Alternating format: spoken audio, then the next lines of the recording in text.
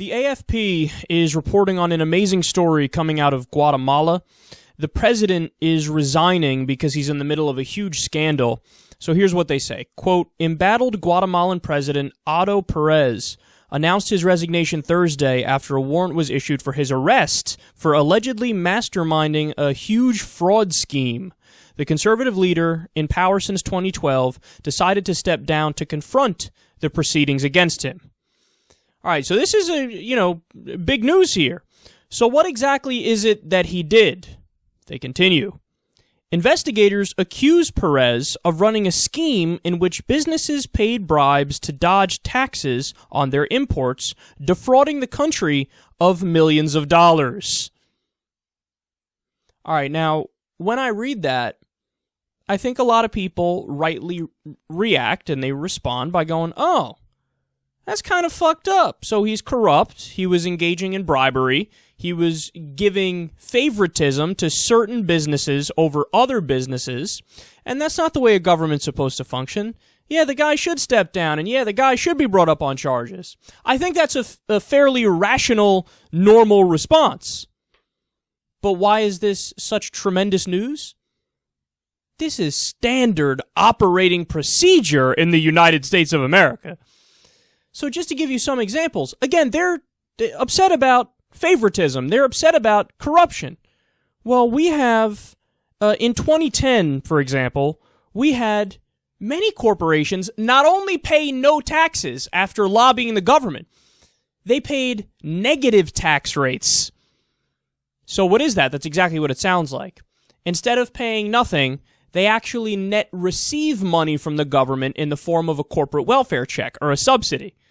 So let me give you some specifics. In the year 2010, Yahoo, giant corporation, paid negative 9.6% in taxes. Honeywell paid negative 38.7%. Verizon paid negative 6%. DuPont paid negative 11.5%. And get this, General Electric paid negative 64%. Every single one of these corporations gives a lot of money to congressmen and gives a lot of money to presidential candidates and virtually everybody. We have a system in the United States of America of open bribery. Not only that, corporate tax havens stiff the government $110 billion every single year in America. Every year! I just told you, in Guatemala, they said it was millions. They said the government missed out on millions of dollars because of this bribery and this corruption where the president did favoritism and helped certain companies. The government missed out on millions in Guatemala. Their president resigns and is facing charges. In the U.S., it's standard operating procedure under Republican and Democratic administrations where $110 billion a year is lost that the government should have, but it's lost because multinational corporations hide the money overseas in tax havens.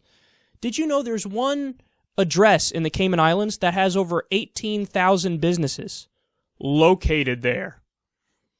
It's a clear scam. I mean, it's an obvious scam. It's a fraud. But again, in the U.S., it's standard operating procedure. What the main difference is that in Guatemala, it was as direct as could be. So businesses went right to the president and said, we're going to give you X amount of money if you do X, Y, and Z for us. In the U.S., it's systemic, and it's implicit in the campaign contributions. Notice the difference. They don't have to directly say, I want this, this, and this. They don't have to do that. And also, they just give it through a campaign system.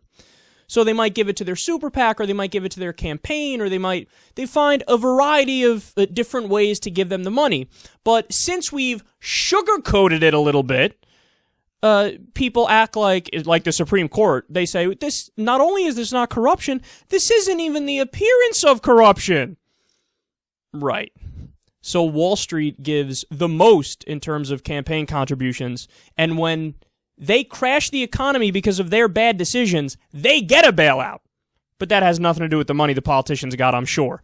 Meanwhile, mom and pop small businesses all around America, middle-class people, they get kicked out of their houses, they go bankrupt, the government goes, pull yourself up by your bootstraps. That's capitalism. So socialism for the rich, rugged capitalism for the middle class and the poor. It's a giant scam. The the way the U.S. economy functions, the way the government functions, it's all legalized bribery. We covered the Princeton study not too long ago, and we've brought it up time and time again. That proved that public opinion in America has had zero effect on the policies we get from 1980 and onward. Zero. There's no effect. What the middle class and the poor want, what the majority of the American people want, we never get it. And if we do happen to rarely get it, it's not because we wanted it. It's because some, corporation or some billionaire decided, hey, I want this now, so let's try to get this. And let's be clear, there's a perfect correlation between what the rich want and what the corporations want and what they end up getting in terms of policy. So don't get me wrong. I'm not saying Guatemala doesn't have other problems. I'm sure they have tremendous problems, and I think we've covered many of them on the show. So I'm not saying they're a utopia and we're the worst of the worst of the worst. Of course not. But what I am saying is, on this particular issue, corruption, money, and politics, they're not as bad as we are, but there were tremendous consequences for people engaging in that kind of activity. Whereas here in the U.S., we're so used to it, we barely even discuss it anymore. We barely even bat an eyelash. The only people covering it are, some fringe groups, Move to Amend. Tom Hartman, the radio host, covers it. Cenk, of course, and TYT, they cover it. They've set up Wolfpack. And us, and maybe some, other liberal websites. That's it. Nobody's really covering it in any serious way. So it's on us to make a change. It's on us to do something about it. A while ago, we did a shirt drive for SecularTalk, and we donated the money to Wolfpack. If you want to get involved, you could do the same thing and go to wolf-pac.com. Or you could sign up and actually help fight and be boots on the ground, essentially, in order to get this done in the states that they need help. I don't know all the specifics. I don't know all the details, but if you visit the site, I'm sure it'll lay it out for you.